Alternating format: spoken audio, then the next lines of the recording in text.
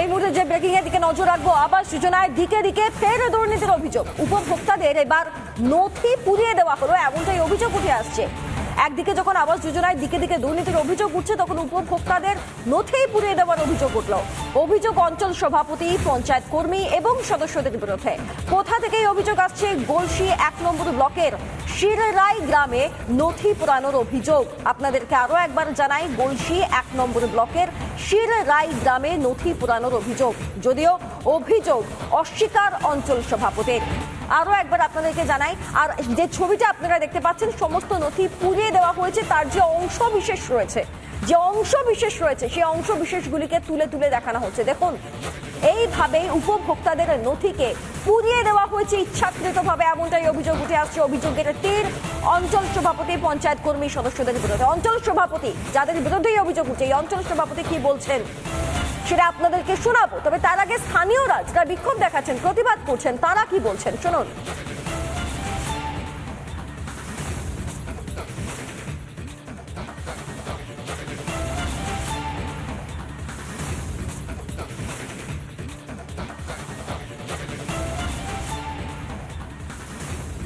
ঘরে যত আমার ডকুমেন্টস ছিল, আমি সেই ডকুমেন্টসগুলো আমাদের পার্টির নেতাদের কাছে জমা দিয়েছি। তবু আজ পর্যন্ত আমরা ঘর পাই নাই জসকস। তা না দেখ, তা আমাদের কাগজগুলো পুরাবার কোনো তাদের অধিকার নাই। তা না যদি ওপর মহল যদি না যায়, তা কি উড়ে টাকাটা দিবে বাবা? তা তাদের পুড়িয়ে নিশ্চয়ই তাদের লাভ হচ্ছে বই কি বাবা? তাহলে তারা পুরাবে কেন? কিরকম লাভ হচ্ছে তাদের? পকেটে টাকা হচ্ছে, তাদের গাড়ি কিনছে, বাড়ি কিনছে, জমি কিনছে, জায়গা কিনছে, 50,000 টাকা দামি মোবাইল কিনছে।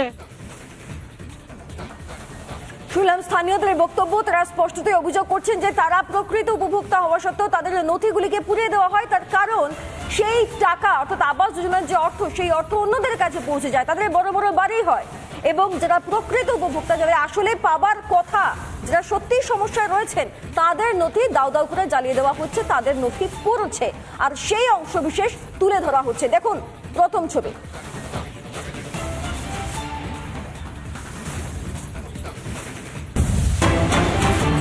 এদিকে ফের ধর্ণা ধর্মতলায়, রাতভর ধর্ণা শিক্ষকদের।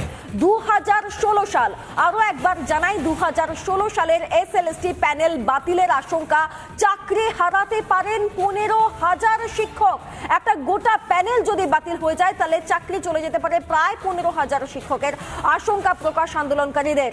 দুর্নীতি প্রকাশ্যে আসতেই প্যানেল বাতিলের আশঙ্কা করছেন। প্যানেল বাতিল না করার দাবি আন্দোলনকারীদের। যারা অযোগ্য তাদের তালিকা বের করা হোক, তাদের বিরুদ্ধে ব্যবস্থা নেওয়া হোক, কিন্তু একটা গোটা প্যানেল কেন বাতিল করা হবে? তাতে বহু যোগ্য, যারা নিজেদের যোগ্যতায় চাকরি পেয়েছেন, চাকরি করছেন, তাদের পরিবার চলছে, সংসার চলছে, তাদের চাকরি চলে যাবে। তাই জন্যই সেই আশঙ্কা থেকে এবার পথে ধর্মতলায় রাতভর ধর্ণা শিক্ষকদের। দ্রুত অযোগ্যদের তালিকা তৈরির দাবি, অযোগ্যদের প্যানেল থেকে সরিয়ে যোগ্য শিক্ষকদের রাখার দাবি। পিঙ্কি এই মুহূর্তে আমার সঙ্গে রয়েছেন। পিঙ্কি, এত ভয়ঙ্কর অনিশ্চয়তা, একটা গোটা প্যানেল যদি বাতিল হয়ে যায়, যারা যোগ্য তাদেরও চাকরি চলে যাবে, তাদের পরিবার রয়েছে, তারা নিশ্চয়ই তাদের জীবনযাপন করছেন এই চাকরি করে, তাহলে তাদের কি হবে?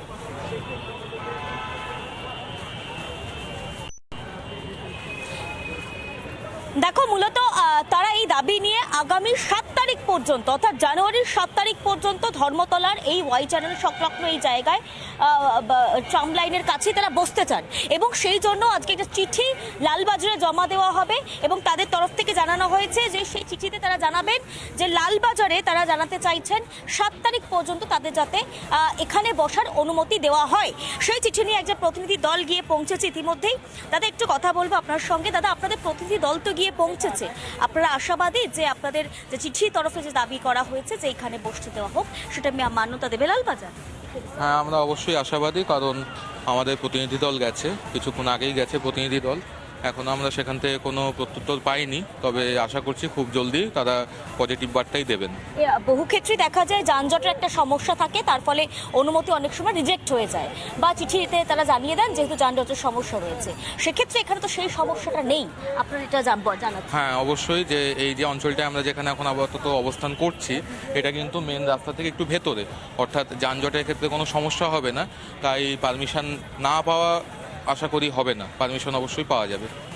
এখনো পর্যন্ত সংখ্যাটা 15,000-এর কাছাকাছি গিয়ে দাঁড়িয়েছে। 15,000 হয়তো আরো বেশি শিক্ষকরা যারা বসে রয়েছেন, আরো শিক্ষক বা বিভিন্ন আরো সংগঠন যারা রয়েছেন তারাও কি যোগদানের কথা বলছেন আপনাদের সঙ্গে? না, সেরকম কথা হচ্ছে, তবে সেটা আলোচনামূলক ব্যাপার, সকলের সঙ্গে আলোচনা করে সেই সিদ্ধান্ত নেওয়া হবে। একটা কথা বলুন, একদিকে এই ধর্মতলা অঞ্চল যেখানে একদিকে আমরা দেখতে পাচ্ছি চিকিৎসকদের ধর্ণা চলছে, ঠিক এখানে আপনারা ধর্ণা দিচ্ছেন, কতটা তাৎপর্যপূর্ণ এই সময় দাঁড়িয়ে অন্তত পরপর এতগুলো ধর্ণা, এতগুলো ইস্যু?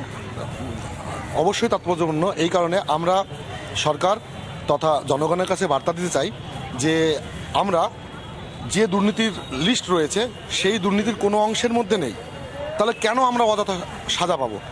আমরা টোটাল প্রসিডিওর মেনটেন করে আর 6 বছর চাকরি করছি, তাহলে কেন আমরা কারো দোষের দায় তার জন্য কেন আমি সাজা পাবো? আমি যেটা জিজ্ঞেস করছিলাম আগেও হয়তো, যে দুর্নীতি না করারই কার্যত সাজা আপনারা ভোগ করছেন। অবশ্যই আমাদেরকে আমরা মানসিক দিক থেকে, সামাজিক দিক থেকে, প্রত্যেকটা অ্যাঙ্গেল থেকে আমরা আজকে মানে বঞ্চিত হচ্ছে এবং আমরা নিপীড়িত হচ্ছি। আমরা আমাদের সম্মান ফিরে পেতে চাইছি। আমি দেখতে পাচ্ছি একজন এখানে যিনি ধর্নায় বসে রয়েছেন তিনি একটা বুকে ব্যাচ লাগিয়ে রয়েছেন, এখান থেকেই। হ্যাঁ বলুন। আমি আন্দোলনের সাথে সম্পৃক্ত অভয়া মঞ্চে, এখানে সলিডারিটি দেখাতে। আপনি পাশে দাঁড়াতে এসেছেন। যারা শিক্ষকরা একদিকে আমরা বুঝতেই পাচ্ছি যে রীতিমতো চিন্তা থেকে, আশঙ্কা থেকে একটা গোটা প্যানেল বাতিল হয়ে গেলে কত মানুষ বিপদে পড়ে যাবেন, যারা যোগ্য থেকে বিপদে পড়বেন, সেই আশঙ্কা থেকে আজকে পথে প্রতিবাদে যারা শিক্ষক তারা। ধন্যবাদ তোমাকে পিঙ্কি। পঞ্চায়েতে ঢুকে দেখি আমাদের যে ডকুমেন্টস ঘর ছিল সব পঞ্চায়েত থেকে সব ছিঁড়ে আগুন ধরে সব পুড়িয়ে দেওয়া হয়েছিল। আমাদের ঘরের ডকুমেন্টস ছিল, আমার একটাও ঘর পাই না। কাগজ আমি পঞ্চায়েতেও জমা দিয়েছি। বন দপ্তর আধিকারিকরা এখানে ঘোরাফেরা করছিল, তো ওরা বলছে যে বাঘ এসছে এখানে। 8টার সময় চলে এসছে, রাত 8টা। আপনাদের গ্রামে? হ্যাঁ, আমাদের গ্রামে। তাহলে আমাদের দমে ভয় লাগছে, কোথাও বেরোতে পারছি না।